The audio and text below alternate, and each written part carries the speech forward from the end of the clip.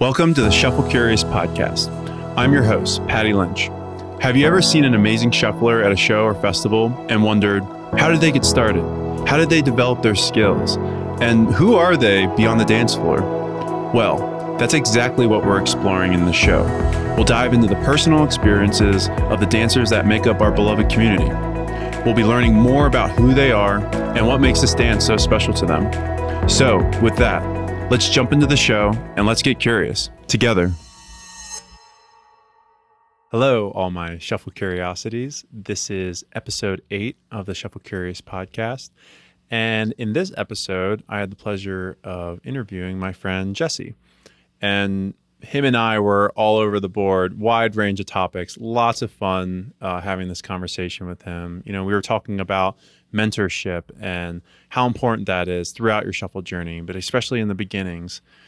We talked about freedom and expression that comes with the dance, and then the confidence that follows that, and how that often bleeds into other aspects of your life that might be seemingly unrelated to shuffling. We had also talked about a topic that I don't think has really been brought up in the show, but that's romantic relationships in the shuffle community. And Jesse is dating a shuffler and describes the value in that and how much fun it is. And took a moment to really just value his partner and talk about her. And it was a very vulnerable moment for him. And I really do appreciate him coming on and just, describing that to us. Also, if you know Jesse, he is an avid battler and is very immersed in the battle culture surrounding shuffling. And he just took a moment to kind of pass down some knowledge that he's received throughout the years. And in like a bulletized fashion, he just laid out a lot of the things that you need to do to prepare for a battle, the mindset surrounding it, and just other knowledge that he felt the need to pass down.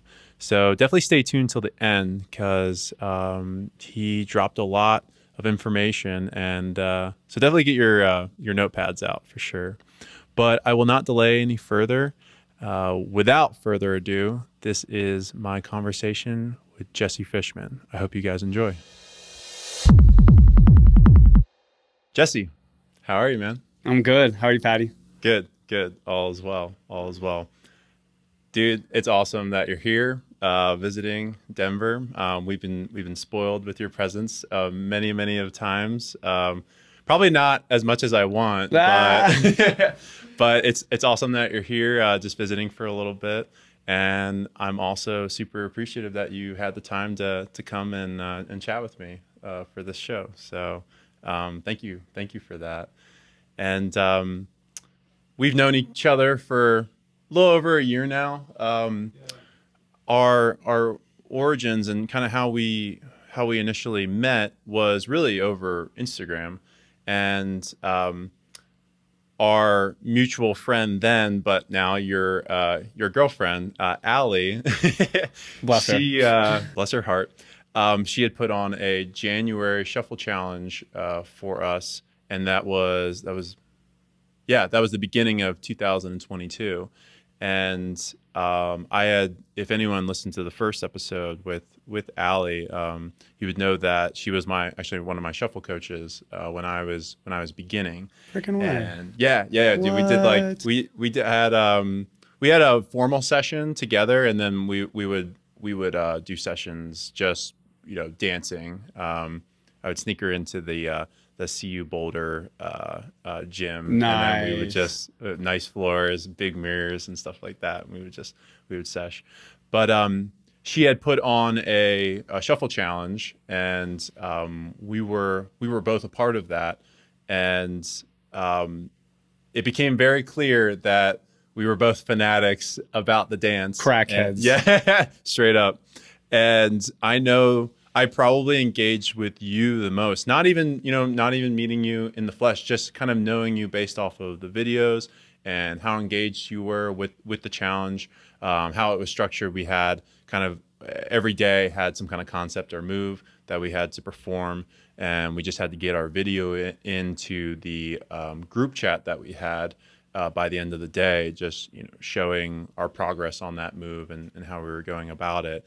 But we were doing all of that and then some. Like we were also chatting on the side and, you know, having a little bit more philosophical, you know, conversations about the dance and the technicalities around it.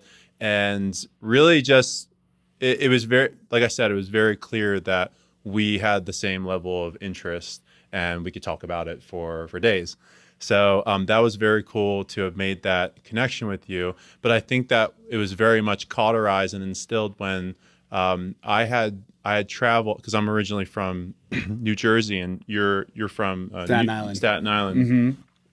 And I had gone back to South Jersey for a wedding for my buddy. And I had, you know, a couple of days that I just wanted to spend some time with my brother after the wedding. And so I reached out to you and I wanted to see if we could link up and get a session. And you were enthralled and you're like, hell yeah, let's do it. Of course. Yep. Of course. You know, set up all the logistics, told me where I needed to be, like what the good spot was. And so I was able to grab my brother's car and make my way up to Jersey City. And dude, that was so much fun. We had a lot of fun just you know, session. Who was all there? It was your friend Sean? Mm-hmm. And Liz was there. Yeah, Liz was there. Yeah, that was a great time. Yeah, and it was just the first time meeting you in person, kind of getting like the vibe check was very much secured in the first like 10 minutes of just dancing and getting to know you, man. And I think that was the start of a really you know, cool relationship. And like I said, I love when you're here, man. And I love, you know, when I get the opportunity to visit you as well. I wish I could do that more often, but I think you're very much incentivized to visit us in Denver now. Yeah, but you're always welcome. Always, always. I appreciate that, brother.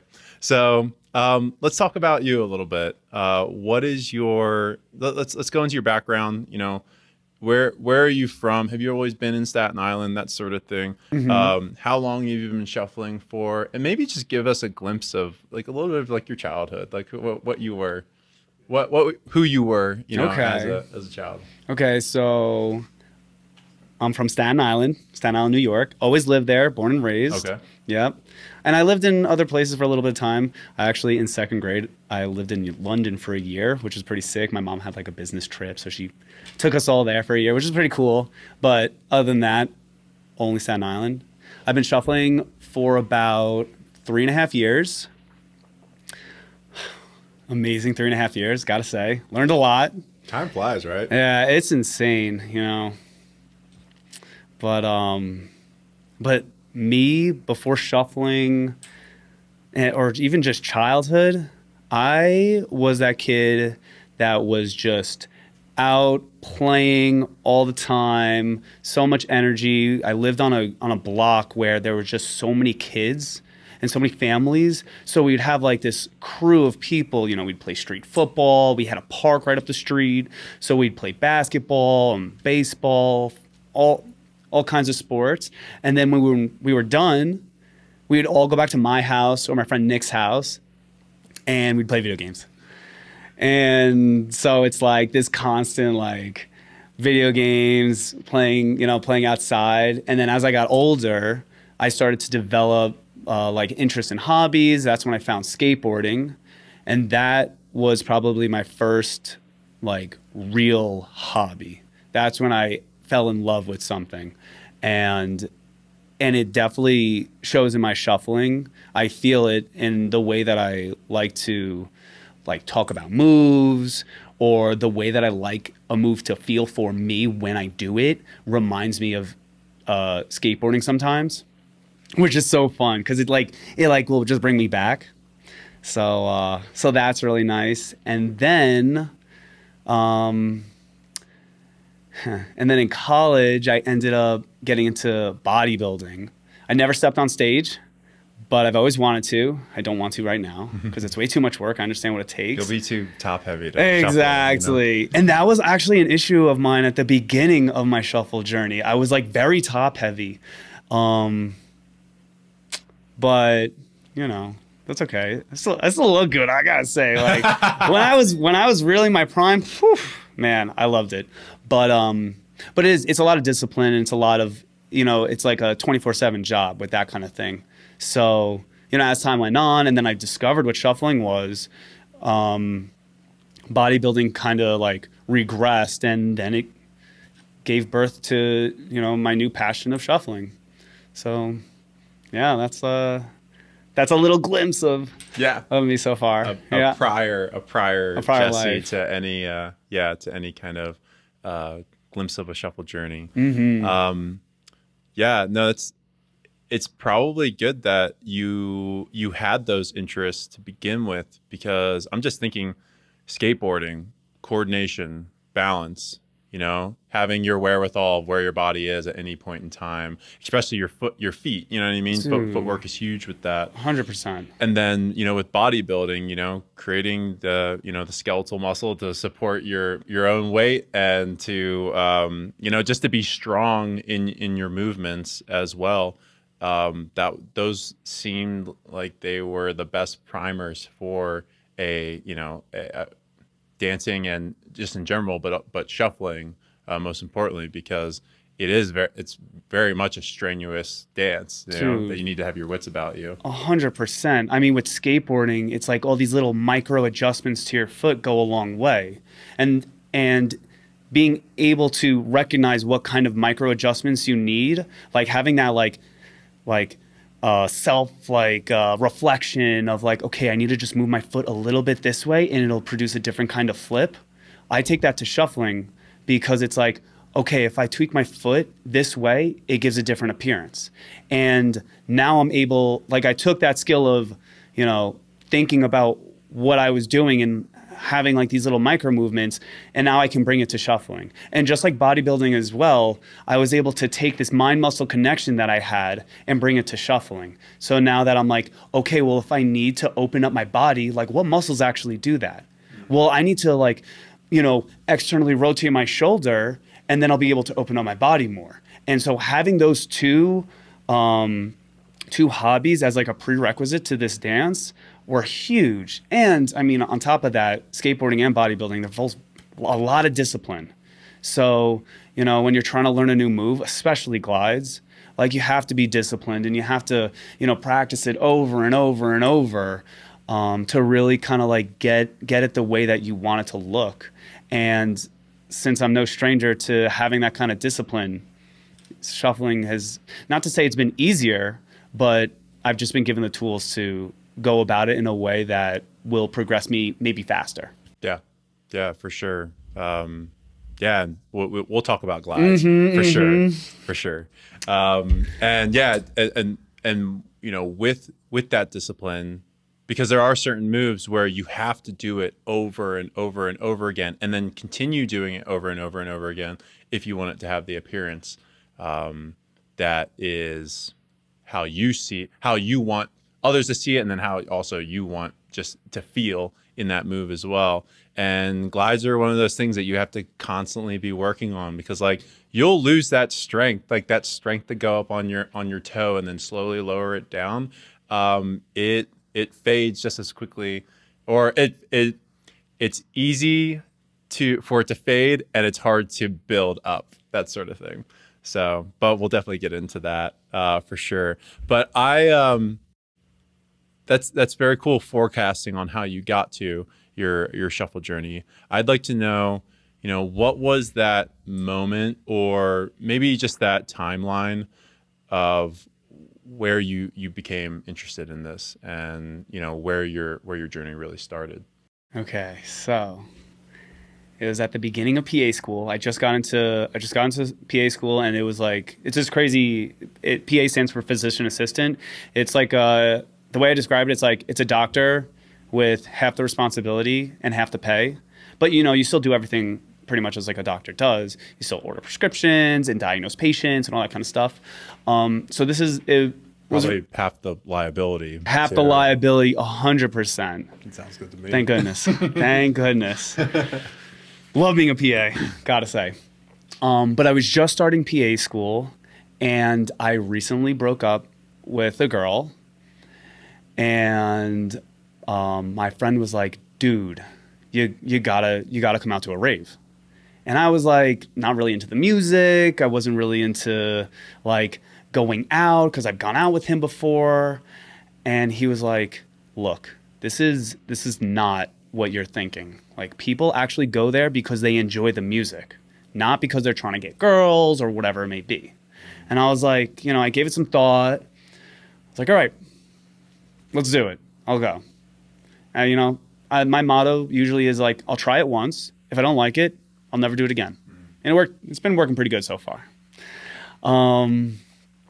So I went to my first rave, loved it. Went to my second rave, and that's when I found shuffling. I went to some techno show, don't know who was playing because I was still very new at the time.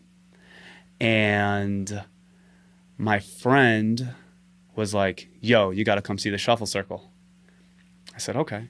I was like, I want to explore all of this. Mm-hmm. And it was this crazy big circle with this phone white light. And I just remember someone doing a running man and just moving across the floor like they were on ice. And I was like, they're a freaking wizard. like I don't understand how they're doing that. And I was mesmerized. And then I literally remember telling myself, I was like, I'm going to wake up the next morning and I'm going to learn how to do this. And that's exactly what I did. I woke up the next morning and I Googled or YouTubed how to shuffle dance. I found this video. It was like, learn how to shuffle dance in 5 minutes. I was like, perfect. And that was the end of it. Or honestly, that was the beginning of it. Mm-hmm. And it has transformed my life. Realistically, shuffling has really changed my life for the better, for sure. Yeah, man. And I'm sure there's many, many facets to that, not just the physical element, the mental element, but also the communal element as well. That a lot of us get surprised by when we embark on this journey. So from that moment of, you found that YouTube video, you had this, inspirational moment at the show. How did that progression look like for you in like the first 6 months? And you could even break it up in like into chunks if you want. Yeah. Was there any frustrations that came from that? Were there any times that you wanted to quit, that maybe it wasn't worth it to do X, Y, and Z for the dance? Okay, so when I fell in love, usually when I fall in love with a hobby, like I fall hard. So for I would say the first year, I was a crackhead about shuffling. Like crackhead. I literally did it probably every day. And every time I went out, even if at that moment in time I wasn't really feeling like going out, I was like, you know what, let me just go out for a little bit too. I would come back, be in the best mood, and I live at home with my mom and dad. I live at home with my parents. Disclaimer. That's so cool. No. Yeah. And I would come home and I'd be like, Mom, I just learned something new today and it blew my mind. I can't believe I did this. And she'd be so hyped for me and we talk about it. And that was like how it kind of went for 6 months. It was insane. And I couldn't even believe it because I've never had a hobby where every time I did it, I learned something new and it just made me feel better than before I did it. So that was that. And during that time, I found Nameless. I was like about 3 months in, I started going to the Nameless meetups and I was like, wow, there are people like me out here. Like I'm hyped. I was nervous as all hell going to the meetups though. At least at the first one I went to, so nervous because, I'm new. I don't really know how to do this. And there's going to be so many people that are so much better than me and this and that. But, I went there with my friend Sufasa and she introduced me to Chicken. I don't know if you know Chicken. He's an OG NYC guy. And she was like, hey, this kid just started shuffling a couple months ago. He literally knows nothing. Show him the way. And he was like, all right, let me show you how to running man. And so he really showed me how to Running Man. He did like the whole like side to side thing. And I just kept going back to these Nameless meetups, and I would talk to people there and just be super enthusiastic and just like try and break out of the like my comfort zone of just like shuffling in front of people because there was limited space.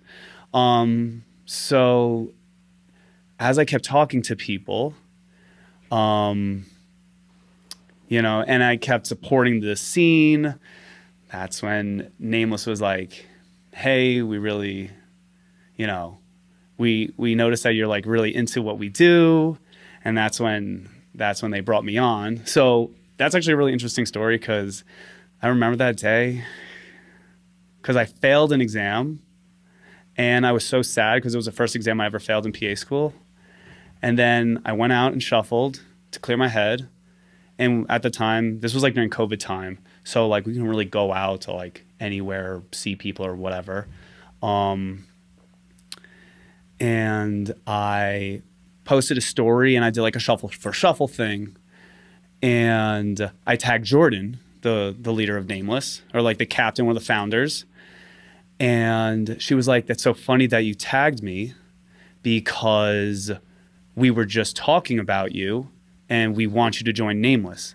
And my jaw dropped because I was so happy because I can now be a part of something that makes me so happy, and I can finally give back in a better way to the scene that has just been supporting me throughout this whole 6 months.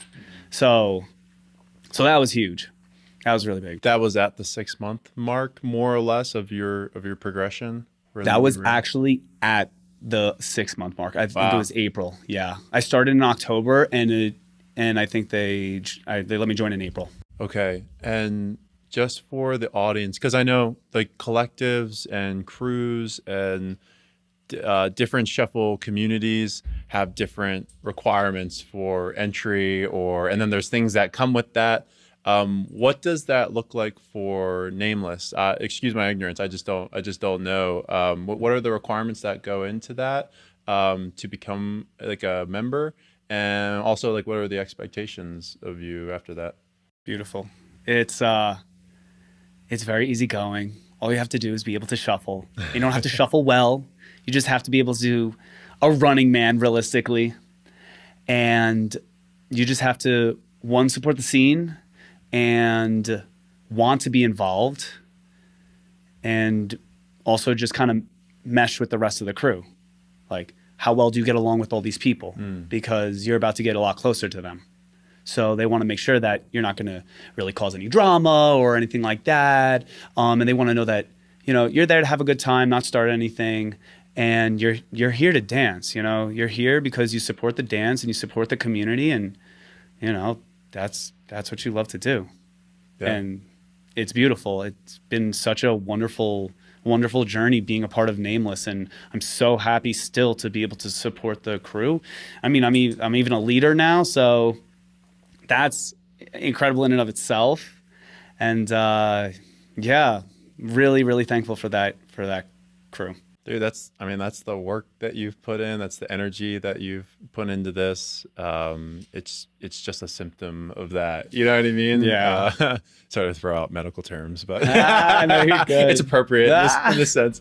But no, it must have felt so good too for other people to recognize that as well. How much work and energy and passion you were putting into this interest, and, you know, probably felt good on the other side too.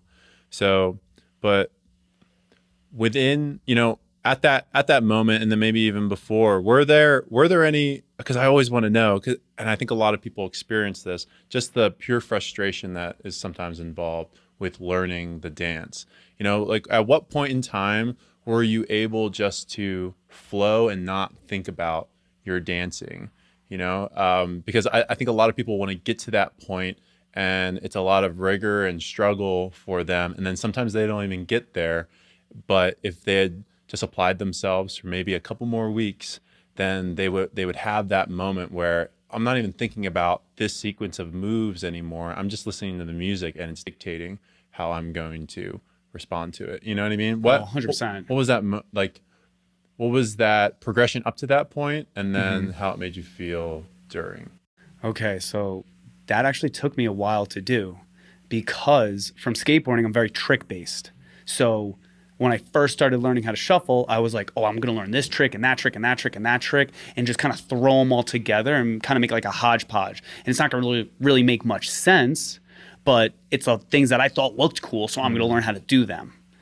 And as time I never really got frustrated with shuffling. It really took me a bit of time to really get frustrated. I would definitely say by a year, there were times where I was like, damn, like I'm not really learning things these days. Like I feel kind of stagnant in my dancing. And that's when it got a little frustrating because I was so used to learning and just being so hyped and like having that experience each and every time I went out. And then when I wasn't having that experience every time I went out, that was frustrating. But nothing to deter me from stopping by any means. In terms of when I wanted to just flow and turn off, I feel like that kind of took a while for me because listening to the music requires you to have like muscle memory of moves that you can just kind of throw out. And I didn't. It took me a while to learn how to rock and then to learn how to Running Man. And so I would say by like maybe a year, I was a little bit more comfortable with the movement. And that's when I was able to really kind of like listen a little bit more and turn my brain off a little bit and just kind of flow a little bit better. But even to this day, I'm still struggling with like listening to the music and, you know, trying to get my mind out of my head and more into my body so that I can actually, you know, complement the music in the way that I would like to. So it honestly, that takes time. It's musicality realistically, and it takes time. But I would say as you start to get more comfortable with your moves, as they start to kind of like set in your body, that's when you can really start to expand yourself and play around and hear a song and hear a note in a song and be like, oh, this move complements that note. So maybe let me try that. And if it doesn't work, then maybe try it in a different way. And so it took a while for me. I would definitely say that for sure. But by the year mark, I was able to flow around and turn my brain off. Got it. Yeah. So for those listening and they feel maybe a little bit stuck, it takes time. It takes time. It's only a matter of time though. Like your body will cooperate eventually. And then it becomes really, really fun. So fun. You start to listen to music differently because of it. And you start to move your body and express yourself in ways that you couldn't even conceive of prior to that. So I think it's a what do they call it? An inflection point that people need to that people ought to reach. Yeah, because you'd be selling yourself short if you don't, get to that stage. And it's all relative. You probably shouldn't judge yourself based off of when someone else hits that mark, because someone might hit it before a year mark, or it might take 5 years for someone else, things like that. But we should only judge our own journeys, not the comparison of our journeys to someone else. But you had talked about going through this initial phase of your shuffle journey and how much you were getting from it. Every single time you came back from a set, you're like, oh man, that was awesome for X, Y, and Z reason. And you seem very excited about it, but there's many other facets that you've described that have given you, just value and has benefited you throughout your journey. Before our interview, we talked a little bit about these things, such as like the emotional benefits that come from this, physical benefits, just giving yourself creative outlets, introspection on yourself and how you're going about either the dance or, the other physical elements that come with it, Mm-hmm. and then almost having it be like a moving meditation. Can you speak about, really any of those or all of them? 100%. Okay, so when it comes to like the emotional aspect, it was a great form. It was freedom for me, realistically. Like I was able to free my mind of, where I was at in life, turn it off, and sink into a new world, in a world that I truly enjoyed being in. Not to say that, during the time, I was in PA school, so I didn't love being in medicine. I love medicine, but it's also very stressful when I'm trying to cram so much information into my brain. I kind of get overloaded and I need to turn my brain off. And that is what shuffling was there for. It was that freedom where I can leave the world that I currently am in behind and enter a new world where, I can learn how to express myself in ways that I've never been able to. On top of that, it was able to let me be creative. Now that I'm free, the world is my oyster.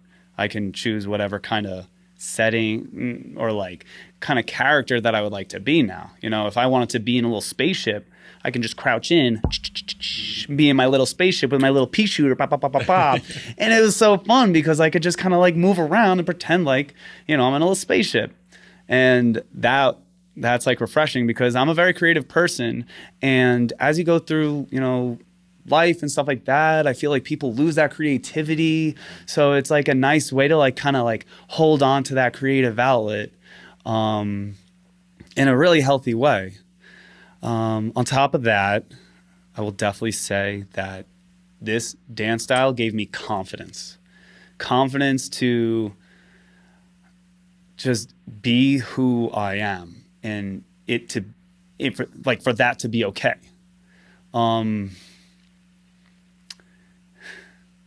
Yeah. It's because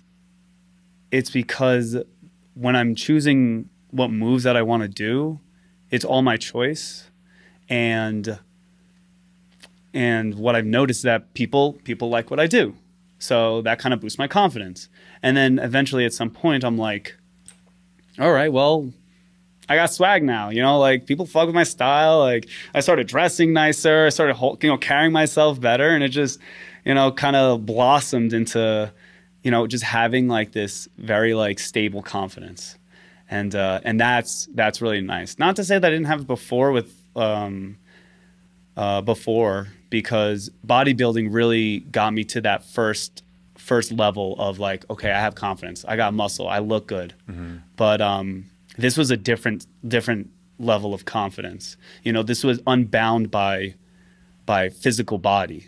This was more like, okay, I'm comfortable with who I am, and I'm happy with who I am, and that really like fostered the confidence, and it shows in my everyday. Can I just interject really quick? It's really awesome that you're describing this, because I think this is becoming almost like a theme with just a couple of the people that I've had on the show, just that how shuffling has kind of bled into other aspects of their life, just via that perception or feeling of freedom that you didn't have before, of expression. That builds confidence. Shuffling is very unique in that you typically do it with a group of friends that like, and trust. And when you express yourself in front of them, it is a very strong, and then they accept you for that expression.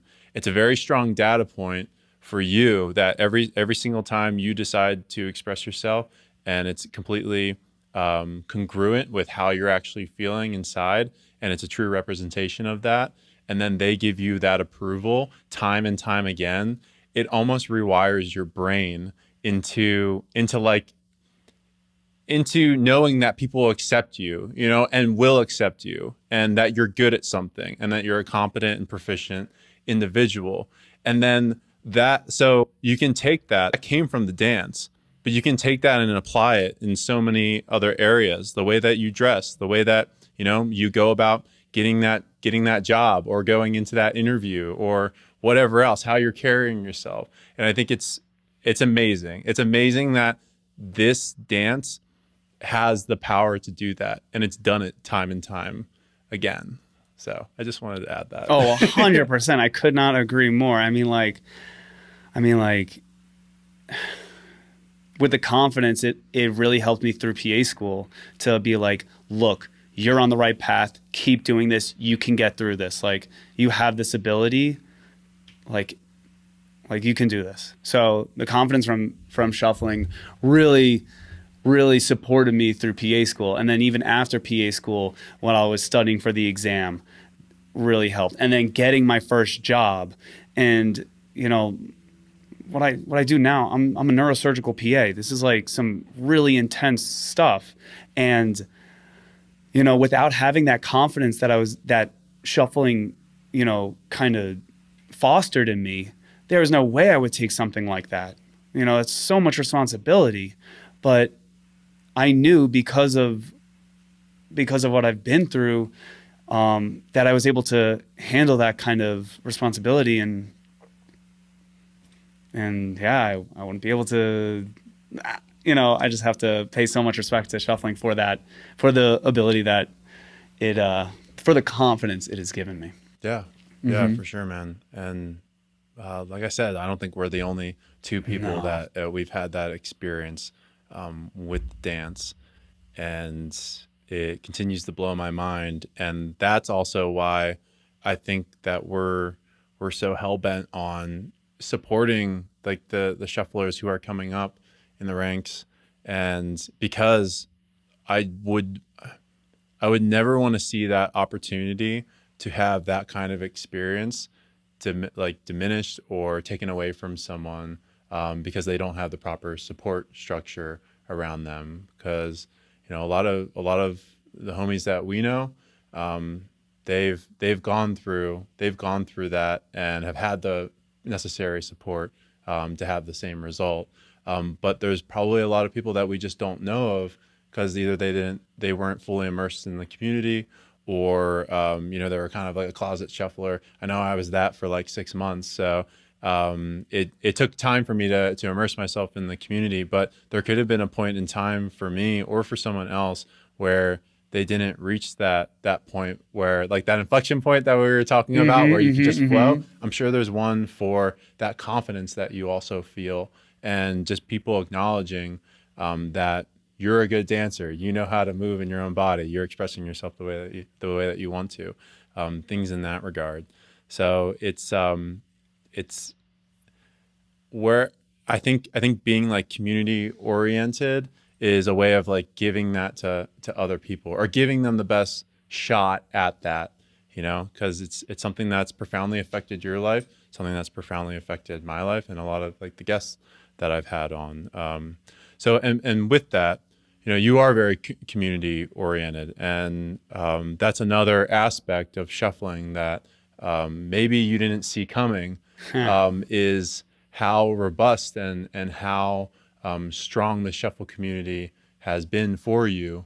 Can you talk a little bit about that? Just the relational network that you've kind of stepped into since you started shuffling? Absolutely. So I want to play off of like the whole support and encouragement thing, because that is like, that's one thing I've really noticed about the community. And that's why at a club or at a rave or at a festival or something like that, and I see someone dancing and they're, you know, throwing it down or whatever, whether they're good or not, or whatever it may be, they're just moving their body, I'll always go up to them and be like, yo, that was great. I really appreciated your movement. Like, you know, and then just strike up a conversation, because now we have that instant connection of like, oh, you're a shuffler, like I'm into shuffling, blah, blah, blah, blah, blah. So the support and encouragement literally lends to just like instant connection, which I love about this community.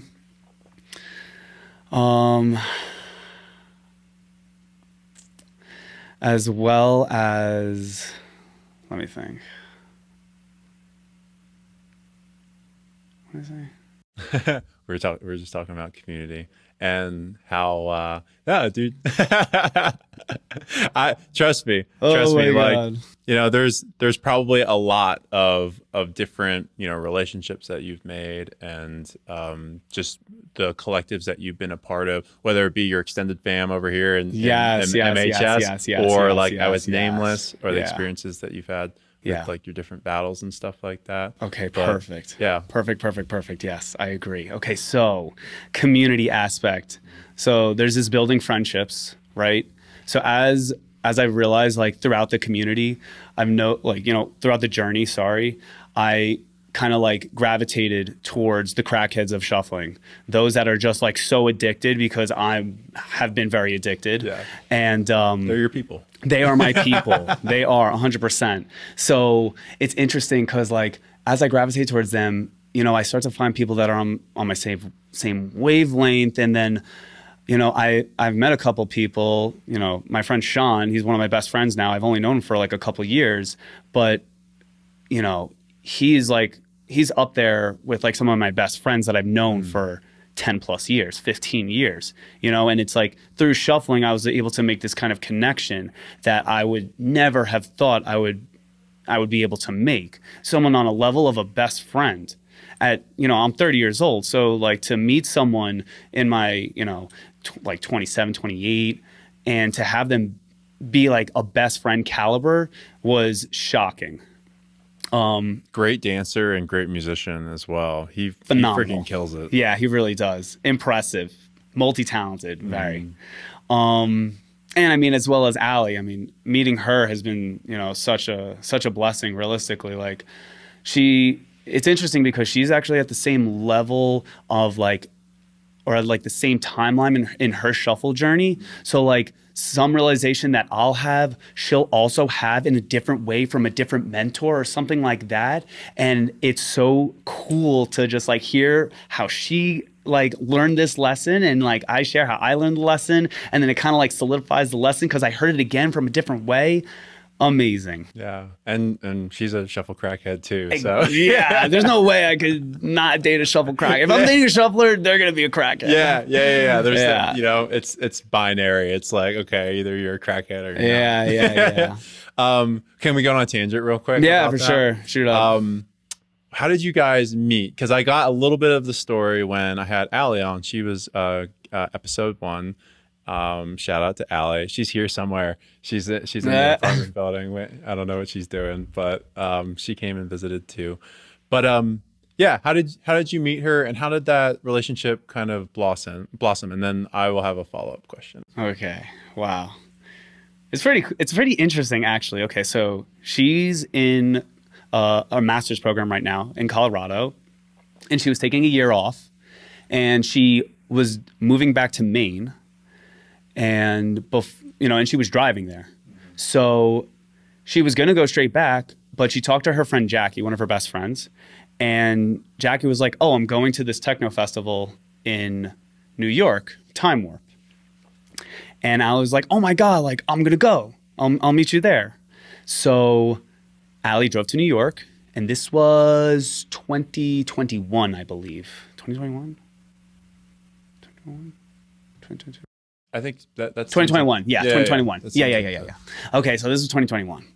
And November 2021, actually November 18th and 19th, 2021. So she came to this festival. I saw her dancing. I thought she was incredible. And I ended up talking to her. And I haven't shown her any of my moves yet, but I was talking to her. I was like, "Wow, you're a really good dancer, blah, blah, blah." And originally she was like, "Oh, this kid is so nice, like whatever, like he's probably just another like you know, he's a rave goer." Yeah, exactly. And then get him all the time. Yeah, exactly. And then I did my thing, and she was like, "Okay, well, this kid knows how to dance." And then we just started like talking and cracking out and this and that. And then second night, she wore a cloak, and she literally looked like a wizard. And I was like, "This is the wizard of my dreams." like this feels very familiar. So So then we vibed all throughout Time Warp. I actually made a move on her, but she rejected me. Happens to the best of us. It does. It does. But at the end of that festival, while I was getting my coat, she hugged me, and I was like, oh, it's not over. So I kept in touch with her. And that was before her challenge, right? Before her challenge, yeah. So that's how you kind of exactly. So we were talking here and there, yeah. So we were talking here and there, and I tagged her in a video, you know, like a shuffle for shuffle thing, and she was like, "Oh my God, you got to do my challenge!" And I was like, "I got the time. Okay, let's do it." What a challenge! That was quite a time. Yes. Some of my best flows, honestly, during that challenge. And I look back to them this day, I'm like, how the hell did I do this? And it was a great challenge. I learned a lot. I learned how to express myself in different ways, learned how to bring different elements of like my hobbies of like bodybuilding. And I was like learning how to do archery at the time and skateboarding and like kind of like melding it in. And she had a lot of good prompts to bring a lot of whatever we were doing in life at the moment into shuffling. So she did a great job. Yeah. She did an absolutely phenomenal job. And then after that challenge, she was like, I'm going to come to New York. And I was like, okay, you want to stay with me? I have to ask my parents first. And she cracked up. This is after like us talking about it. She cracked up and she was like, okay, let me know. And I asked my parents and they were okay with it. And she came and we went to City Fox. And that was one of the most magical like events that I think I've ever been to. What was it? City Fox is just like it's like I think it's like a 2-day event at the Brooklyn Mirage where they, you know, have like just a bunch of DJs and a couple different rooms. And this was the first time that I've ever had like a girlfriend or like a love interest she wasn't my girlfriend at the time. That needs to be clear too. And that was like very much established between us. But it was the first time I ever had like a real love interest at you know, at a rave. And it was just so much fun, especially because she's such a crackhead about shuffling. And it was just amazing. We had a very lovely time. And then after that, we just kind of like kept talking more and more. We kind of established that like we would be partners because we still, you know, we're long distance and we didn't really know each other that well. So we didn't want to like fully commit, you know, that's like a little like rushing it too much, you know? You know, something that we've noticed in our past relationships is that we kind of like rush into stuff and like kind of like get overly attached or whatever. And we were like, no, we're going to play it cool this time. Like slow roll. Yeah. You do your thing. I'm going to do my thing. We're still going to talk and we're going to still kind of like, you know, give this like, you know, work this whole thing out. Yeah. Over time, we kept visiting. You know, I visited her the next time, and that's when I went to Global. Global was so fun. So fun. And then she came back, and, you know, she came back to New York. And then during that interval of us, you know, going back and forth between each other, we, like, decided to, you know, make it official and be like, yeah, seal the deal. And be like, all right, like, I'm down. Like, you're worth it, you know? She has, like, so many qualities that I look for in an individual. It's interesting, like, I developed like a number of qualities that I wanted to have in what I call a co-pilot. It's not like a girlfriend, you know, it's not like a partner. It's a co-pilot, someone that's like, you know, the 5 qualities are like dependability or like reliability, creativity, empathy, introspection, and independence. Those were the 5 things that I looked for in someone. And she had all of them plus. And as I started to learn more and more about her, that's when I realized the plus aspects. And she is just a phenomenal individual. So I'm really, really lucky to have her as a girlfriend. How is it dating a shuffler? Because I know that can maybe get complicated at times with social circles merging and things like that. You become the relational network behind it is very strong. So like, you know, if things don't work out or whatever, there's some complexities there and whatnot. But it's also easier because, you know, I've kind of what you were talking about when you have someone that you bring to a rave, and I know what I'm going to be doing the whole time. I know I'm going to be dancing. I'm going to be dancing and vibing the hell out. But having almost like feeling if someone isn't a shuffler or doesn't have the same interests as you, whether in the music or whatever else, maybe having to like entertain that person or kind of detaching from what you want to do exactly. So like there's definitely pros and cons, obviously, but you know, how is it dating a shuffler? Is it everything that you wanted it to be? Yeah. Could you see yourself dating anyone else after this? Oh, you know what? And don't let me get you in trouble with any of the questions. No, absolutely not. Absolutely not. Honestly, it's a tough question to ask in terms of like, would I date another shuffler again if Ali and I ever did break up? I have to see what it's like after we break up. I don't want that to happen. Ali, let the record show Ali, I don't want to break up with you. Look at me, Ali. Yeah. Like, because the thing is like, I don't know, you know, Ali and I, we talk about shuffling a lot. And, you know, our journeys and what we're learning, and like, you know, we lab moves together. She shows me something. I'm like, oh, I really like that. I'm going to mess around with it. And so like her input is like now imprinted on my style and vice versa. So like I have no idea what it's like if we broke up, and then to know that like I derived that move from something that she told me, like that would hurt. Yeah. So I don't know if I'd want to go through something like that again, because I love shuffling so much, and maybe I would want to have that divide.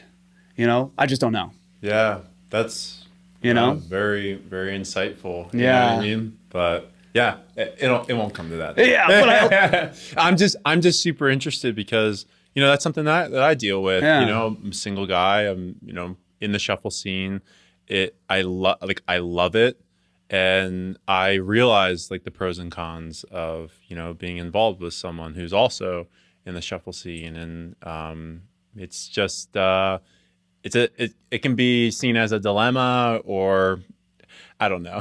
No, I agree. So. I've heard a lot of like difficult stories about, you know, like people being in the same shuffle crew or something like that, and then it not working out well, and then someone has to leave, or, you know, or it gets ostracized because they're like, oh no, we can't have you in the circle. Like, you can't be in this crew because, you know, now this is going to cause beef, you know? So people take sides. Exactly. In that regard. Yeah. So yeah, in that regard, it does get a little hairy, but I do have to say, like, going through it right now, it's awesome, because she can relate to me in ways that, you know, someone that's not a shuffler, you know, they wouldn't be able to understand. Yeah. You know? Yeah. So, or at least more easily. You know what I mean? Yeah. You can probably describe it and have them a part of your shared experience to the point where they're like, okay, you know, I kind of get it. But as for like the rigors of learning the dance and things like that, if your partner just isn't interested, you know, they won't have that perspective. They'll have other worldly perspectives around it, but maybe not. But not as direct as like doing it yourself. Yep. So exactly. Well, it sounds like Ali has very much been a mentor to you throughout, you know, your journey, and probably vice versa as well. It seems 100%. Like it's very much a symbiotic relationship, if I do say so myself. But you've also talked about, you know, many different mentors that you've kind of had throughout your progression. Chicken being, it seems like the first one. Yeah. And then, you know, Ali very much closely after that. Are there any other mentors that have kind of paved the way for you? And I guess what kind of lessons have you derived from them? Okay, so I just want to set the record straight in terms of like chronological order. So it's very interesting. Like, so Charles is definitely one of my mentors for sure. Bambi. I mean, he was day one. Yeah, Bambi. Whether Chicken was the first versus Charles is really interesting. I tried to like think about it, and it's interesting because maybe chicken was the first, but once Charles noticed that I was really into this and actually progressing, he was like, bro, let me help you out. Spit exactly. Yeah, he was like, let me spit some knowledge on you and just kind of like guide you a bit. And I would come to him and ask him questions about like, oh, like I'm trying to like create this move or something like that, and like what's your process? Or, you know, as now that I'm starting to battle, he is just like, he is ringside coach. Yeah, oh, for sure, for sure. So he has a lot of input when it comes to like, how do you style on someone, or like, how do you like, what are some tactics? So it's definitely like Chicken, Charles, Allie, and another really important mentor of mine has been Julian, Duck Boy. Mm-hmm. He is interesting because he kind of like piecemeals the lessons to me. Like, he'll see me doing a move, he'll like kind of scoot on over and he'll be like, I see what you're doing there, and I like it. How about like, you know, try it a different way? Like, what would that feel like, you know? And see what that would mean. Or like, try and maybe hit it to a different part of a track and see how that works. And so like, he would say something like that and just kind of like dip out and let me think about it. And then I would come back to him and he would recognize that I learned the lesson that he was trying to tell me. And he'd be like, okay, so you thought about it. And I was like, yeah, you know, I had to think of X, Y, and Z, and I played around with the move, and now it makes a whole lot more sense. So he's been really big actually in battling as well. He's another amazing, intense battler. He knows how to style on people. He really goes in depth with it. So in terms of like lessons that I've learned, I would say it's learn a move and then use that move in like, you know, as I was saying, like different ways. Like, okay, you hear the song playing this way, try and use that move to like make it work in the song. You know, like how does the song dictate the move? Like, do you have to change the way you get into that move? Or do you have to change the way you get out of that move? Or do you have to change what side you do that move on in terms of like, if you want to do it forwards or going backwards or something like that? So he really kind of like opened my eyes with that. And I'm sure there are many more lessons. Yeah. I can't remember what he specifically taught me, but it's interesting. There's one, like he didn't specifically teach me, but I remember one instance where I was shuffling and he was watching me dance. And because he's such a good dancer, I kind of get a little nervous around him. Yeah. And I'm like, okay, he's watching me dance. And he expects me to be good. Obviously, this is my own projections. Like, he expects nothing. He expects me to just do. But I expected him to expect me to be good. So I was like, oh shit, I got to do moves that I think are good. They may not necessarily make sense, but they're good moves. So I would do them, but it just felt ingenuine, and it kind of did not feel right with me. So did it look right with him either, or half and half? Sometimes it did, sometimes it didn't. Yeah. But I started to realize that I need to break away from this idea of, okay, people are watching me because they think I'm good, to people are watching me because they like what I do.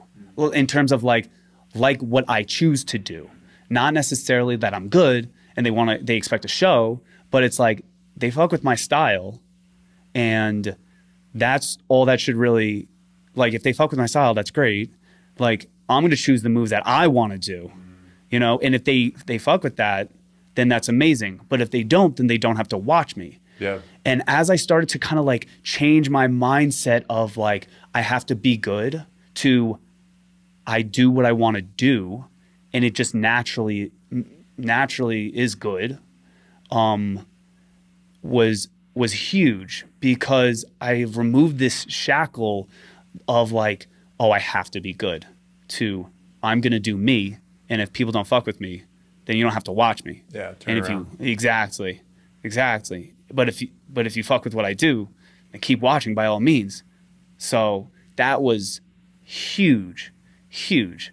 And I think it's so applicable to going into the circle or going into the ring, you know, like those two things, people are watching you and people are expecting you to be good, but people are just expecting you to do you.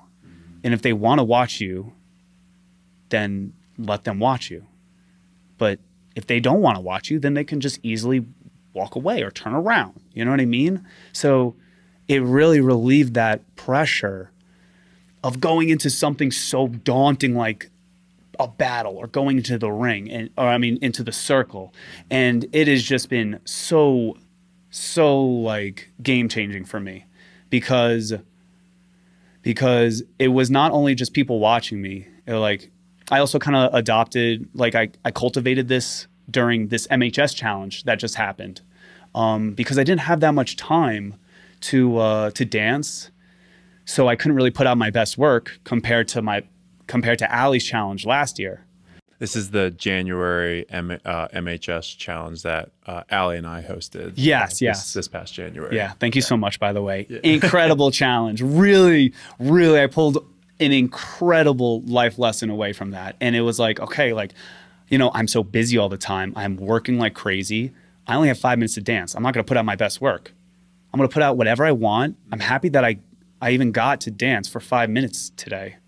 And whatever, if people don't want to watch my stories, you don't have to watch my stories. Yeah, you did it for you. I did it for me. Exactly. And that was the intention that I set with this challenge. So as I was going throughout the challenge, I'd, you know, play one, I would call it one and dones. I'd play one track, set my phone up, dance for 5 minutes, pick it up, edit it real quick, put it online, and just be on with my life. And then some of it was cool, some of it was trash. And I was like, whatever, if it's trash, so be it. Don't watch it. I don't care. Yeah. Like, this is just me doing me. And it was when I got to the second Nameless battle that I really was able to cement that mentality of like, I'm going to do what I do and move how I move. And I'm not going to care what other people think. And if they like it, they like it. And if they don't, they don't. Because when I stepped into the ring, I was dancing for me. I wasn't dancing to try and prove a point. I wasn't dancing because people thought I was good and I needed to be good. I was dancing because I love shuffling and I wanted to represent myself the way that I wanted to represent myself. And that was with glides and toe stalls and whatever kind of spins that I do, or body waves or whatever. And it just felt so natural and genuine. And it really, like, that was the nail in the coffin to say, okay, I dance for me and nobody else. And that was like, that truly was when the shackles were freed. Like, so that's a huge lesson. And it's amazing that, you know, a mentor, and it seems like the mentor instilled it in you initially, and then the challenge was able to help you just exercise that muscle of doing it just for you. And it's really awesome to hear, man, because like I struggle with that too. And I think, yeah, that's also a common thing that a lot of us struggle with is performance anxiety. You know, in a battle, you are more or less performing. You know, it's a square and there's a crap load of people, you know, watching you. And then there's 3 in particular, sometimes more, who are really scrutinizing you and casting very strong judgment as to how you're doing what you're doing. And that's a lot of pressure, but it doesn't need to be. You know what I mean? It's all perception, right? It really is. And yeah, at the end of the day, if you're just going in and you're labbing, then you're probably going to do better than if you've structured something in your head as to how you want to go about it. And I think this was a really good primer for me, just everything that you just described, because AR Project is coming to Denver tomorrow, which we're stoked on, by the way. And yeah, shout out AR Project. Raw Sessions and Shuffle Babes. They do a great job with like the visual arts and how that crosses over with shuffle dancing. But they're going to be here. They're going to have equipment. We're going to be at a dope spot, and cameras are going to be on us, you know, and there's going to be a solid group there. We're all very proficient dancers, I think. But I think there's going to be a lot of that performance anxiety. You know, I don't mind dancing in front of the homies and stuff, because, you know, going back to that point that I made, like I've done that many times before, and I've gotten acceptance from, you know, my friend group as to how I dance, and so I'm very, very comfortable with that. But with a camera on you, you know, and it being blasted out to the world, there's probably going to be a little bit of anxiety going on in that circle. And at the end of the day, if your mindset is just, I'm doing this for me, I'm just having fun, like the music is kicking, and, you know, I'm just about to just get after it. That I think that needs to be the mindset, you know, going into that. And I just really appreciate you, you know, sharing that and how you've come to grips with that throughout the year, or throughout the years that you've been doing this, because I'm still trailing behind, dude. Yeah. that is tough for me. That is very tough. I think it's 100%. It's tough for a lot of people, and I, you know, if I had someone tell me this kind of story, you know, I guess I would sit and think about it. But realistically, I feel like you have to go through it yourself and like try and figure out this break. Because Allie's been through the same thing, but it's a different mindset for her. It wasn't the anxiety of like, oh, people think I'm good, so I got to be good. It was when I talked to her about it and how she broke away from this whole like performance anxiety, even though, you know, we all still get it from time to time. It was like she needed to prove to herself that she was good. And once she proved to herself that she was good, like the shackles were broken for her. So it's you know, the same setting of this performance anxiety. It's, well, what's the dialogue in your head that you know, that is bringing you down and giving you anxiety in this whole thing?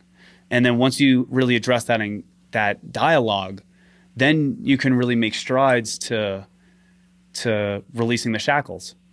Yeah, I think that self-talk, that self-dialogue that you have really does dictate how your body is feeling, how your mind is feeling, how you're approaching that whatever situation you're finding that is putting pressure on you to do X, Y, and Z. If it was up to me, it would be freedom at all times, but it's hard to achieve. And yeah. I think that's another reason why shuffling is so amazing, because it's like this mental jujitsu that you're doing with yourself all the time. And, you know, you're constantly training not only your body, but your mind to overcome these things. And then there's parallels to that. If you're able to deal with performance anxiety with dance, chances are you could probably, you know, do some, what do they call it? We're doing it right now. Open speaking, or what's it called? Like improv or something like that. Improv, or like the Toastmasters stuff. When you just get up and speak in front of people, like the public term speaking. for it. Public speaking. There you go. Thank you. Thank you. Got you. That, you know, you might be a little bit more confident in that, because that has a certain element of performance with it. I remember I used to get, you know, clammy hands and stuff when I used to go out on the wrestling mat, because kind of same stuff. It's two guys in the middle of a mat with not a stadium, but like a whole gymnasium of people and stands and stuff, and you're the center of attention and you need to perform. So I think I just say all that to say that, you know, shuffling has a very unique way of you coming to grips with being the center of attention and the performance that sometimes, or the pressure of that performance that goes with it. So I don't want to detach from the topic of battles too soon, because you've had some very stellar performances, and you've had a lot of insightful and just experiential knowledge that you've imparted on me when I was getting ready for the MHS kill off, things like that. So you've had a couple battle experiences doing the FTS online submissions, and then also being a part of the Nameless battles. You know, Could you just maybe describe some of the best practices that you've found from battling, preparing for battles, and yeah, just your whole mindset about it. And you know, we've definitely already talked about just not having that, you know, pressure to perform and just to be doing it for yourself. But is there any other mindsets or best practices around it that you can impart on us? Yeah, for sure. So when it comes to battling, it's the mindset that you need to have is like, you are the shit. And like your style and your moves are the best, better than whoever's over there. And that you need to bring that confidence in with you. So that's like, having that confidence kind of seeds for everything else. It affects your intro, because the way battles kind of work for me, it's like you got an intro where it's like that like 5 second or whatever, like you like kind of like warm up and kind of show people, all right, what is this guy about to do, or what is this person about to do? And then you have like the meat, and it's like, for me, you know, everyone has their own formula, but I like to throw one power move. If I need to throw a power move, I want to throw one power move in. So I go into a round being like, all right, I got this power move. I'm going to feel out the song and see where I can insert it. And then you have like the outro, which is like, you know, how are you going to end this flow in a way that is stylish and kind of like just puts like that nice bow on everything that you do. So first is the mindset that you're the shit. And then having that structure of intro, intro, like kind of like filler with maybe a power move, or maybe like something that, you know, is genuine to you, that like is like, you know, maybe like a signature of some kind. And then that outro of, okay, like I tied it all together, I cleaned it up, I did something that was just like simple, clean, smooth. So that's like 2 things right there. And then another part is, now you got to play with your opponent. And depending on if you go first or second, really will dictate how well you can play with your opponent. I mean, it just changes the way you play with them.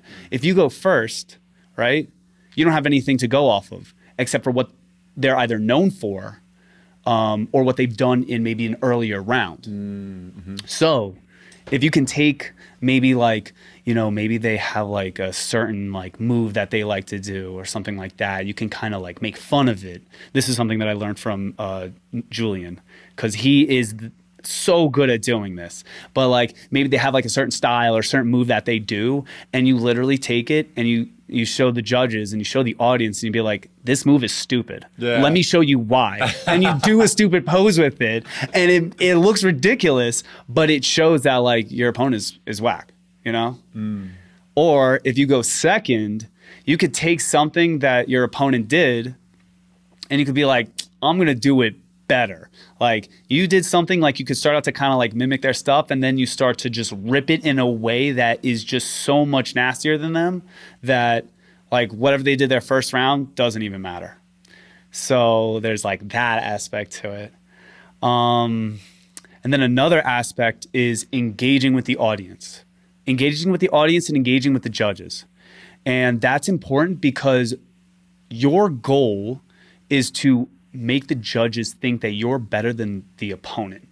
And how do you do that if you don't communicate with them? You know, like when you're dancing, like, yeah, you should be focused on your opponent, but like look over at the judges every now and then and be like, yo, what's up? Like, you know, I always give like a little salute and be like, I'm here and I'm here to show up, and like this is how I'm throwing down. You know, like really engage them. And then look at the audience as well, because you want the audience on your side. When you hear that the audience is on your side, it makes you do better. So engage with the audience, you know what I mean? Like look around, like give a smile, you know, give a smirk, you know, give a head nod or something, or like a, you know, raise your arms up and something like that, and really like hype them up. And that, like, those are some like things I've noticed about like battling it.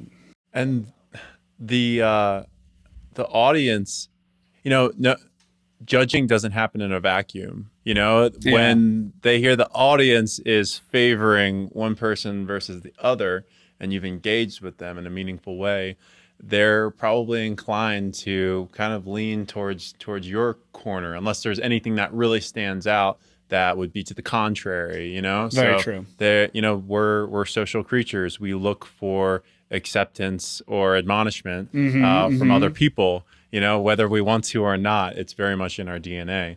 And so getting the audience involved and the judges, you're kind of covering all your bases. Huge. Very cool, man. Yeah. And that seems to be of a similar vein that, you know, we were on a phone call for probably like an hour and a half, you know, mid-October, because the kill-off was at the end of that month. And I was just like, Jesse, like, lay it on me, man. I need to know like what I need to do. And unfortunately, I didn't qualify for the top 32 or 16 to get into the bracket. But I definitely did try and implement some of it. Implement some of it. It's all practice at the end of the day. 100%. You know, that wasn't my first battle, won't be my last. And there was a lot of talent there, so I can't really beat myself up. Yeah. But the information that you gave me and during that conversation, I think it's actually in the snippet. I have it. Maybe I'll take a picture of it and put it on the show notes, all the notes that I jotted down, and you bounce it off of, you know, you just describing it. But I really appreciated your help during that time. And I think it's definitely a remnants of the mentors that you've had. And you've put your own spin on it, and it's gonna all those different packages of information that each of you guys have will be more palatable to one person than the other. And I think, you know, yours was very much instilled in me, and you can kind of talk my language. We're both a little bit like structured in how we think. We're not like very like willy-nilly or use ambiguous terms. So when you were really like giving me that lesson, it was I had an easy time really integrating it into like digesting it. Digesting it and then putting it into practice, and then eventually doing it at the kill off. So, nice. I highly recommend battling. It's a conversation that you have with someone that is like totally different than mirroring, totally different, just like dancing with friends. It is like you learn a lot. You learn a lot through battling. You know, I see someone do a move and I'm like, I'm gonna do that move. That actually looks sick. I'm gonna do it my way. Yeah. So it's like you will literally level up from this conversation that you're having with someone. I highly recommend it for all those that, you know, want to get into it but are a little nervous. Pull the trigger. Yeah. Pull the trigger. Maybe message Jesse. Hey, yo, hit me up.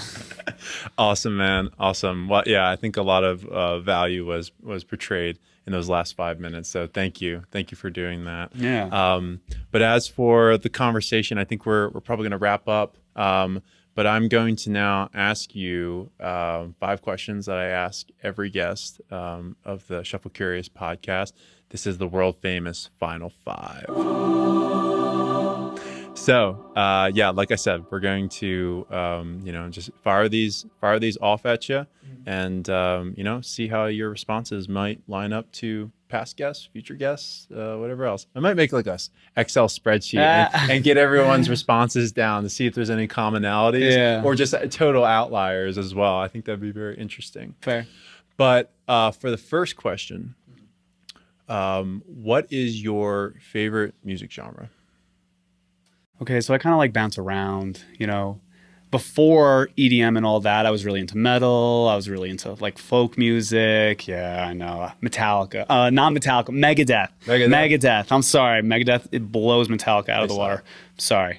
Way more hardcore. I think the guitar wasn't the guitarist from Megadeth in Metallica. He got kicked out and he made his own. So much more badass. Yeah, exactly. So I really liked metal and weirdly enough, like folk music and stuff like that. And then in terms of like when I got into EDM, I really fell into techno, of course, dark techno. And I also love dark psytrance, incredible genre. But yeah, I kind of like bounce around. Like, you know, some months I'll really be into trance, or some months I'll be really into house. So it's kind of like wherever the winds blow sort of thing, how I'm feeling like in this time period. Because like I'll get sick of one genre and then I'll go to another genre and just fall in love all over again. And then I'll go back to the old genre, you know? But yeah, so it's hard to like kind of say what my favorite genre is, especially now that I'm getting into jukin, Memphis jukin. It's like a different kind of, it's like a lot of glides, a lot of toe stalls, that kind of business. And yeah, so that kind of changes my music preference as well, because it's a lot of rap music and also like wave funk and stuff like that. So yeah, it kind of bounces around. Got it. Yeah. Got it. And we just have to talk about real quick. You are an extremely proficient glider. Yeah. And I just I've never really seen a shuffler implement glides the way that you have. What's up with that? Like where did the passion for that? Because that's a hard discipline, you know. Yeah. It requires like a lot of strength in your lower extremities, and then fine motor skills to accommodate that. And then, you know, everything else, like your arm flow, becomes completely different as well, because it's not necessarily a repetitive motion anymore. It's something that is kind of drawn out and has accent to it. Where did you pick that up? Where did you like gain the inspiration to really go down that rabbit hole of glides? And I'm gonna put some stuff in the show notes of just, you know, how you look like you're just slipping around on ice. Yeah, so it's actually really interesting. I first was introduced to glides because I saw some videos that Tupul put out. And I know he's not really making videos these days, but his glides are so clean and they just blew my mind. So, you know, straight wizard over there. I was like, that's what I want to do. And so I would literally clip his videos, and I would just go back and forth and seeing what foot he used and how he did it and what he did with his body and all this kind of business. And I literally learned the glides that he learned. And then I was like, okay, but there's got to be more out there. Randomly on Instagram, I discovered this guy. His name's like Javier something. I don't know, but he did this unbelievable glide across this like nice cement floor. And I was like, that is what I want to do. I need to learn this style. Like, what is this style called? And that's when I discovered Memphis jukin. And Memphis jukin is this, it's like kind of new. It started in Memphis, Tennessee, in like the like underground clubs. And their whole MO is literally glides, toe stalls, like body waves, popping. Like it's a very like hodgepodge of dance styles, but it is just so, it's just so stylish that I was like, that's where I need to derive my inspiration from. And so I just would watch like random jukin videos and just like immerse myself in that culture a bit. And that's honestly where I derive a lot of my moves from. A lot of my like weird poses and pointing and body waves to something, and then transferring that into a glide, and like all the toe stalls that I really get. Like a lot of them come from jukin. And I just because I love the style, I utilized shuffling as like my foundation. And then I just ported all of these jukin moves to shuffling, and that's kind of why I glide the way that I glide today, because they would always be on their toes. Like they did glides on their toes, and I like that. I don't like it on the ball. It's just not my thing. I liked it way better on the toes, and so I just practiced on the toes all the time. During PA school, I would during summer semester was the craziest semester I ever had to experience. I was literally like back-to-back classes, back-to-back exams, like every other day, like Monday through Friday was like was an exam. So it was like Monday, Wednesday, Friday exams. And I would just be cranking out studying all the time. And all I had time for was like these like 10, 15-minute walks. And I just would go on the walks, and I'd be like, you know what? Let me try and glide. Let me see how that works. And I would just practice gliding kind of like up and down my block. Really, really crazy. And then I would get one glide down, and I'd be like, okay, well, what can I do with that glide? And then maybe I'd put my feet in front of me, and I'd say, okay, well, maybe I could put my feet behind me when I do it. And then I was like, okay, well, now maybe I can interweave them. I could do one in behind, one in back, and kind of like mesh the two glides together. And then I started to realize that glides are literally like Legos. You know, you take one glide, you take the other, you combine it, and there's your glide combo. And then I just kind of like got a couple different Lego pieces and just started combining them and seeing what happened. And lo and behold, I just this is why I am who I am today. Yeah. You know? Whole network of glide patterns and grids and, you know. Oh, yeah. Dude. Circuit board of like different glides. Yeah. Dude, it's just so much fun. And once you actually get good at it, it's kind of like rocking is what it feels like in terms of like once you get good at rocking, it's just effortless movement. Yeah. Like that's kind of how gliding is. It's just effortless to some degree at this point. It's like I could just bust out a glide and get into a whole sequence and just kind of like chill on a glide for like a good couple seconds and then get back into my dancing. And it's just like, it's a good way for me to save energy. And it's such a helpful way to move around the dance floor. Like I can, from like a rock, and this is what I love about dancing as well. Like, I love kind of like throwing myself around. And from a rock, I'm able to just like throw a crazy glide and go from like one side of the dance floor all the way to the other effortlessly, because it's just like just the way that rocking to gliding kind of like transfers like the speed or like the momentum just works, because I can take that momentum and really like put it into the glide, and it makes the glide that much easier because I don't have to like use as much like toe strength or like ankle strength to get my glide to move because I'm using the momentum. So especially on, I've seen you do it, man, on your like switch, like the 1, 2, 3 switch, like when you're about to go the other way on your rock, you'll just, that's the point. Cause that, you know, rocking is because it's a rocking motion. It's almost like a pendulum, how a pendulum would go back and forth. And, you know, it gets its potential energy at the tip of you know, it going to one side. And that's the same thing with rocking with shuffling. When you switch, you're actually changing the direction and changing your momentum. But you can carry that momentum that you built on your rock, on your switch, and then keep going in that direction. And you do that a lot with your glides. I love it. Nasty. Thank you. I appreciate it. I freaking love doing it, man. It's just gliding is just so fun. It never gets old. It really never gets old.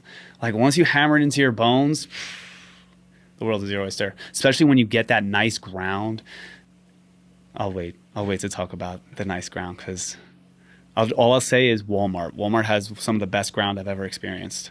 Very well. Yep. Yeah. Walmart, man. That's what the nice ground's at. You don't have performance anxiety there, because like it's just the people of Walmart, you know. And it's so big that like I could be like in a nook in Walmart. You know what I mean? I mean, don't get me wrong. I don't go to Walmart that often, but when I do, I definitely take advantage of the floors. You know, that's me at airports. Yeah. You know, it's funny. I've been seeing a lot of people dancing at airports these days. You know, I was gonna do it the other day, but I was like, you know what? It's like 4:30 in the morning. Maybe I shouldn't like put on a whole show for people. I don't know. And sometimes like when you get into your sesh too, it's like, okay, I'm committing to this. I'm probably gonna get sweaty, and it's like, okay, how long is the flight? How long am I gonna be sitting in sweaty clothes? Like that, you have to make a self-assessment for yourself. Typically, I'm just a dummy and I throw it all out the window. I'm dancing at the airport. So, no, I love it. I respect that. I really do. I really do respect that, because talk about performance anxiety. There's a lot of people at the airport. You know what I mean? So yeah, it's pretty easy. I was like, I'm not ready right now. Well, that's awesome, man. Yeah, the whole glides, and I'm glad we were able to talk about that because it is a big part of your flow. But I just wanted to mention the 15-minute glide walks real quick. I think that's it's a great way to practice your moves and just your flow when you're kind of in a what do they call it? Just like a routine thing that you do, whether that be in the kitchen. I don't really consider it. You know, it wasn't totally a routine, because when I was in North Carolina and I was about to leave, I had no place in the house that I was currently living in to really dance. Okay. But there was a abandoned golf course adjacent to the house, and they had like like it was all broken up. Kids went in and vandalized it. It was like a clubhouse, like the clubhouse where you get your cart and the balls and all that stuff. And the place where they used to store the carts had that really nice concrete or whatever. So I used to find broken mirrors there and like piece them all together and have almost like a little studio. I went in there with like a broom and I like swept it, made sure it was good. But I say all that to say that when I would go and walk to the abandoned clubhouse, I would just Miami step there. I'd Miami step. I would do Polly Pockets, and I would also do that variation of the W step that can go well with a Miami step. And I would just switch from all of those. And, you know, the first couple of times that I was doing it, I didn't realize that there were parallels of those, or those moves went so well together. But it was just me skipping to go and do a shuffle session. And I thought it was so valuable for me because you were just kind of on repeat drilling the move. But I had music going. I was just in La La Land, and, you know, I was getting from point A to point B, but I was also practicing. And it seems like you were doing the same exact thing, and that's how you got so good with your glides. That was like your foundational type of practice mechanism that you had set for yourself. And I'm not going to sit, you know, come on here and say that like I have the best Miami step ever, but I do think I have like a couple variations that, you know, have come from that foundation of just skipping in Miami, stepping to my shuffle session. Yeah, so absolutely. It's just very cool for you to share that, that anecdote. And it kills two birds with one stone. You know what I mean? Like you get into the place that you got to go, and you're also practicing. It's like, it's great. I agree. You asked for yeah. and actually, with what you're doing with Miami Step and Polly Pocket, and even this like you know, what's it called? The W step. Yeah.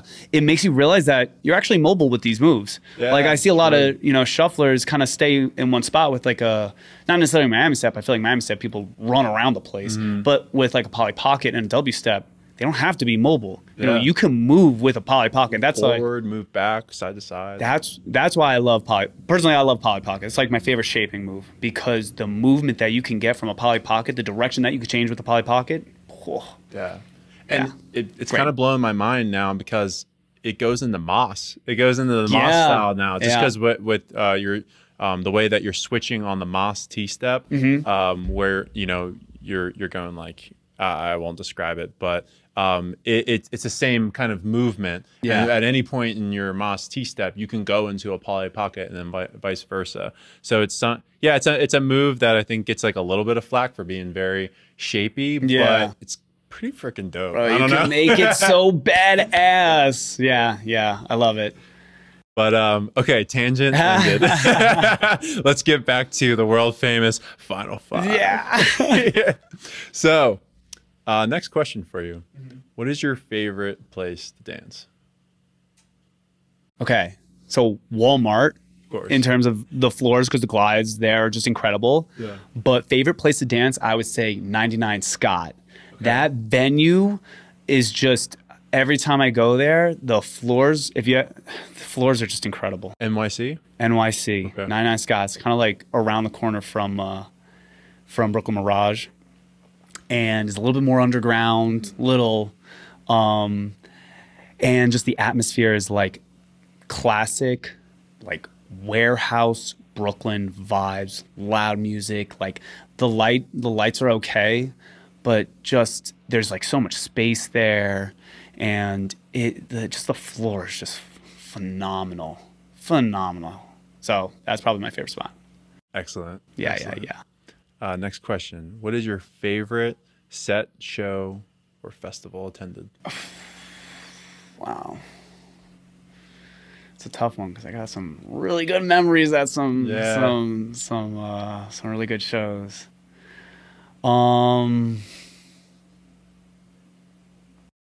If it's like choosing your favorite child, just like name a couple. Okay, that's fair. Okay, so City Fox with Allie, first time we went was probably definitely one of my favorites. So much fun. Was it because of the music and the atmosphere, or because of, you know, the relationship that was forming? It was because of how it went down. It was because of how the relationship was forming. It was because, you know, I have a love interest there, who the person was. It was like this crazy perfect storm, because I'm pretty sure the way we got there was we hit up Charles and we're like, bro, can you get us a ticket to City Fox? And he was like, yeah, I got you. Guest listed. And we're like, meant to happen. You know what I mean? And then we went, had a phenomenal time, danced, and I believe this is when they started to they changed like the LED screen. I think like they made it like this giant like LED like this huge LED screen. They redid the Brooklyn Mirage, and we were able to like go up onto like the balcony area and really see it. And we have this, Allie and I have this amazing picture of us kissing. It literally is like one of my favorite pictures of all times. Wow. Yeah, it's incredible. So that is definitely one of my favorites. And then I had the other one of my other favorite shows of probably all time is Adam Bayer's Res D, December 2021. And that was because that was when I battled Charles for the first time. And I never battled anyone in the club before. And it was like, I felt like I was in Dark Souls. I was like a level 5 peasant going up against like a level like 80 dragon. You know what I mean? Because he has that presence. Yeah. You know? He's an amazing he's an amazing shuffler and an amazing battler as well, because he comes from a breaking background where it's like that's all they do. You know what I mean? They're dissing each other up and down. So, but 100%. So when I think he called me out, and when that happened, it was like main character energy, and I was like, all right, we're doing this, let's go. And the exchange that we had was just so much fun, and I felt like I was actually like kind of holding my own a bit. I was like, okay, wait, maybe I'm not a level 5 peasant. Maybe I'm like maybe level 30, maybe like level 20. I'm an orc. Exactly. Yeah. So that was so much fun, so much fun. So yeah, it's definitely like those two moments. I'd say City Fox was first, and then Adam Bayer's Res D against Charles was second. That was probably some sick music too. So sick. Fuck with that. The sets were incredible. Cool, man. So switching gears a little bit on the question, what is your favorite book? I'm not much of a reader. So I'm not much of a reader, but I have a favorite video game, if that's okay. Yeah, send it. Super Smash Brothers. Which one? Okay, so these days I'm playing Ultimate. Okay. And it is just...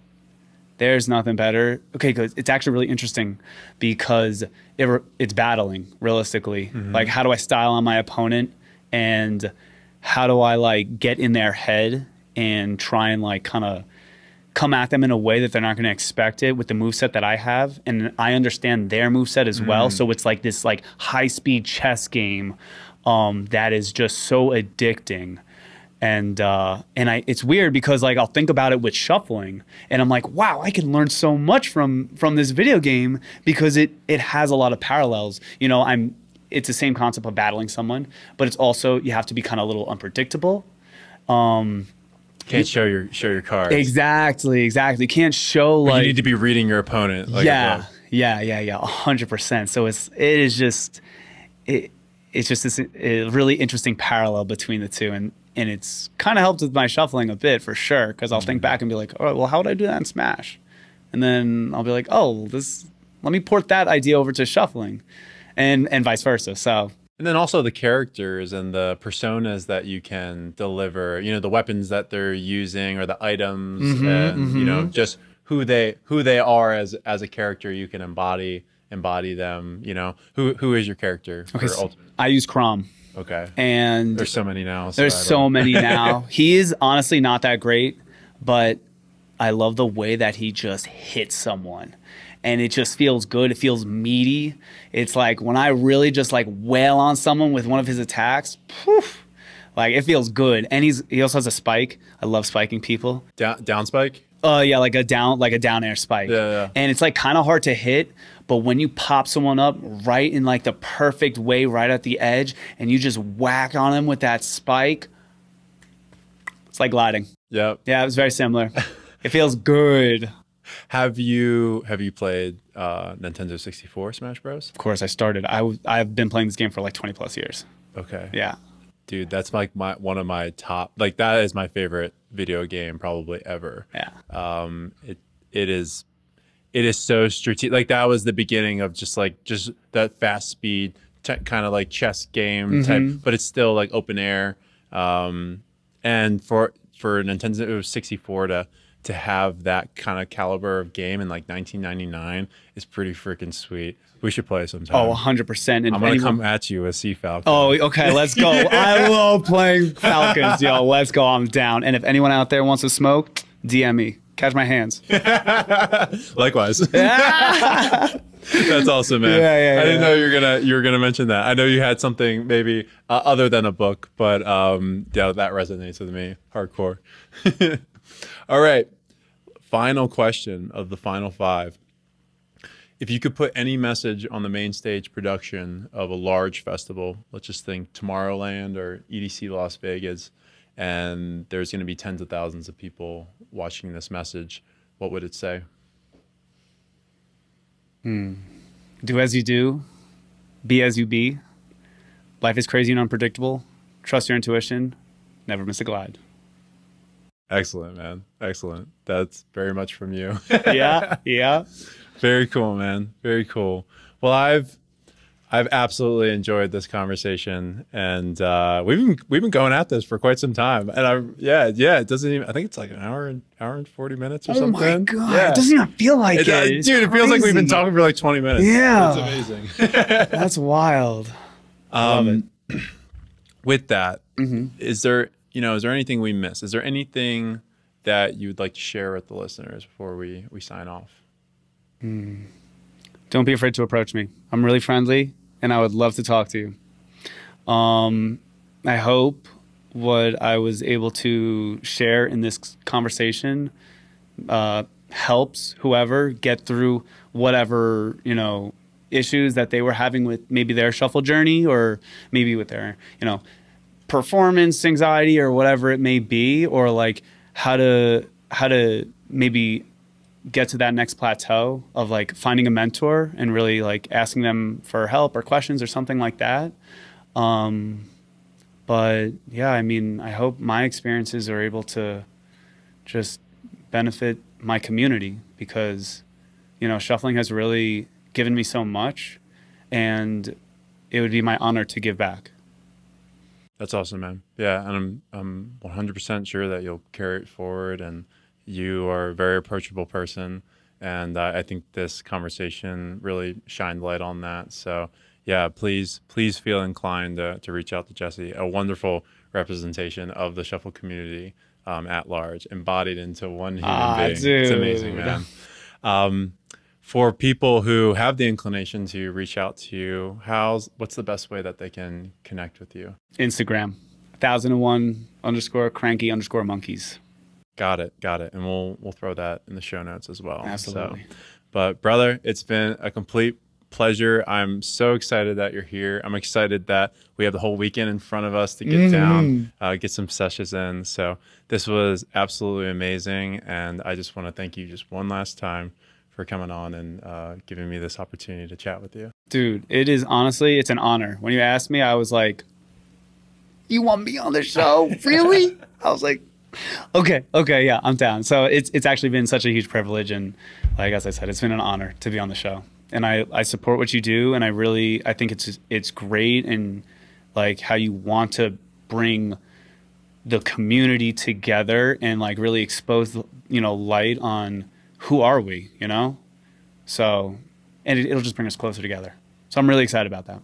Absolutely, man. Absolutely. And it's just been a pleasure, ever since. And, this conversation has just been another one that I'm just going to walk away from this being absolutely enthralled that we went ahead and did this. And hopefully we made the shuffle community stronger because of it. So love you, brother. It was a lot of fun. And yeah, let's get to the night. All right. Yeah, that sounds perfect.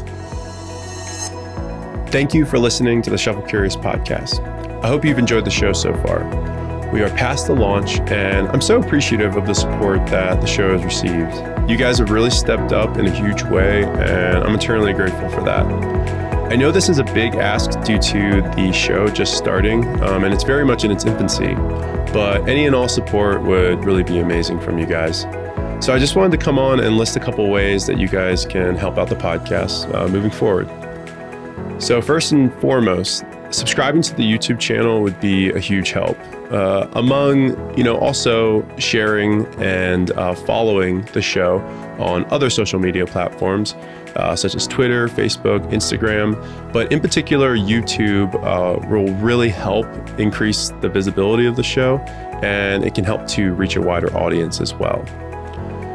In addition to this, leaving a review on anywhere where podcasts are distributed, such as Apple Podcasts, Spotify, Stitcher, can really leave a positive impression on new listeners, and it will help them discover the podcast more readily. Also, engaging with the podcast, so leaving comments, participating in social media discussions, and just anything that would really help build a community around the podcast would be of great assistance. And please feel free, DM me my personal Instagram at Patty Creates, or the show's Instagram at the Shuffle Curious Podcast, with the spaces being underscores. I would love to hear any feedback, any ideas, any discourse around the show. It would be an honor to hear you guys out and implement some of the ideas and the feedback that you guys have for me. Also, donating to the podcast directly or purchasing a Shuffle Curious shirt would help out a lot. There's a lot of time, there's a lot of energy, and unfortunately money that goes into the podcast, and it will continue to go into the podcast. So let's just get one thing straight here. It's really been a complete joy doing the show, and no matter how much or how little monetary assistance the show receives, we'll still be performing the mission of bringing the Shuffle community together. But with a little bit of help, I'll be able to travel more for these interviews, buy better equipment, be able to compensate all the amazing people who have made the show a reality and have volunteered their time, things of that nature. So buying a shirt would be much more than buying a shirt.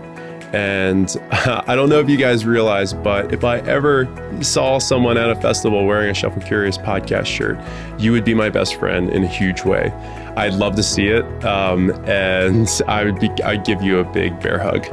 So you can purchase these shirts on the Instagram bio of the show, also the show's website, and then I'll have links in the show notes as well. As for the donation, just please, send me a DM if you feel inclined to donate to the show.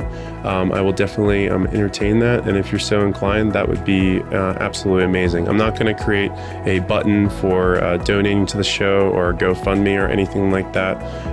It would just be a conversation between you and I. So, and I thank you for that consideration. But lastly, you guys have supported the show just by listening, also listening to this whole outro. That's awesome. You guys rule for doing that. And I just cannot understate my appreciation for all of you guys for being a part of this crazy ride that it's been so far. So without further ado, I wanted to get on, give you guys a couple of ways that you can support. You can run with as many or as little of them as you would like, but I thank you, regardless for your listenership and support. So with that, I'm going to get out of here. Please get out there and dance, stay curious, and I will see you in the next episode, friend.